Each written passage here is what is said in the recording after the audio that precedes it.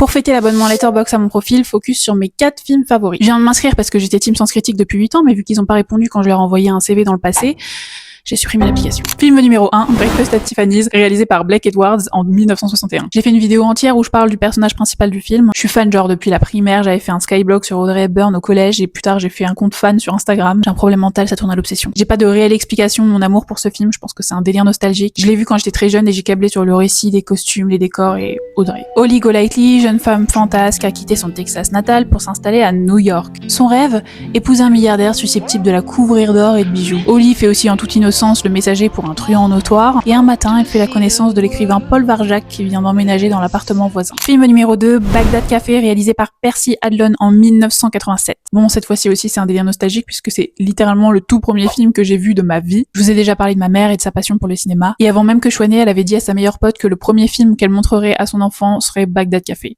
Elle l'a fait. Bref, c'est assez symbolique de l'inclure dans Stop puisque aujourd'hui, le truc le plus important dans ma vie, c'est l'amitié. Et pour moi, Bagdad Café est le plus grand film d'amitié de tous les temps. Après une dispute violente, Jasmine, une touriste allemande en vacances aux États-Unis, est abandonnée par son mari en plein milieu du désert Mojave. Elle trouve refuge au Bagdad Café. Dès son arrivée, elle est mal accueillie par la patronne Brenda, mais au fur et à mesure, la glace se brise entre les deux femmes. Film numéro 3, La Cité de Dieu de Fernando Meirelles, sorti en 2002. Bon, je pense que tout le monde a déjà vu ce film, c'est genre un incontournable du cinéma. Je l'ai aussi vu très jeune, il m'a énormément marqué. Il est hyper singulier, tous les personnages sont introduits de façon hyper innovante, casting de folie, un scénario sans compromis, un traitement proche du documentaire, c'est explosif, féroce, la violence parle toutes les langues. Dans une favela qui a vu le jour à Rio de Janeiro dans les années 60, Bouscapé, trop fragile pour devenir hors la loi mais assez malin pour ne pas se contenter d'un travail sous-payé, grandit dans un environnement violent. Il tente de voir la réalité autrement avec l'œil d'un artiste. Il rêve de devenir photographe professionnel. Pour le dernier film, il change un peu tous les ans, mais c'est toujours le même cinéaste à cette place. Wong Kar-wai, mon animal spirituel après Jennifer Coolidge. Là j'ai mis Chungking Express, mais ça se bat avec 3-4 autres films de sa filmo. Est-ce qu'il y a des gens prom dog qui n'aiment pas son cinéma? Pour moi, il fait partie du top 5 des meilleurs cinéastes de tous les temps. Je suis personne pour me placer critique de ses œuvres, donc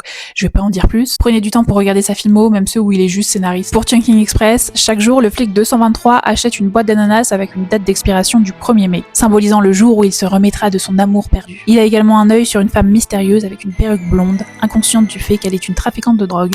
Si les fonctionnalités Letterboxd nous laissaient ajouter un film de plus, j'aurais ajouté un film français. J'aurais sans doute placé Vivre sa vie, mon Godard préféré. Mais bon, on reste à 4.